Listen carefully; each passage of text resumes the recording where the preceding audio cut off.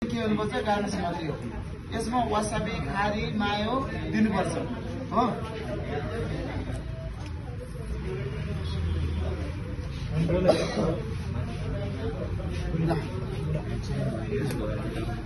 आज हामीले 4वटा ह्यान्डल बनाइयो, कोही क्याटेगोरीको बनाइयो, कोही नन क्याटेगोरीको बनाइयो प्र्याक्टिसको लागि हो।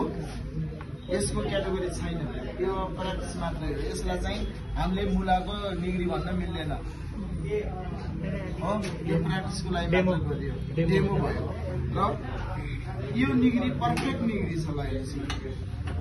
यो मैले त्यहाँबाट रोजेर मिलाएर 20 ग्राम राइस भाउबाट चाहिँ टक्क मैले राखेँ।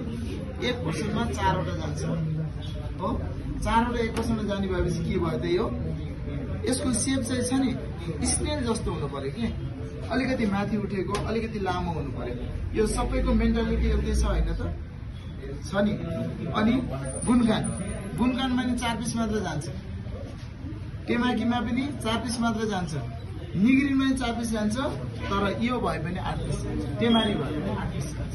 यो त हामीले बनाएनौँ, मैले नबनाउनु भनेको थिएँ त, राइस बसेको थियो। अब भोलिको क्लासमा एभ्रिडे कसैले यो एउटा बनाउनुहोस्, यही नै चाहिन्छ भने छ त, काँक्रोले हुन्छ, मुलाले हुन्छ, गाजरले हुन्छ, जसले पनि हुन्छ, प्र्याक्टिस।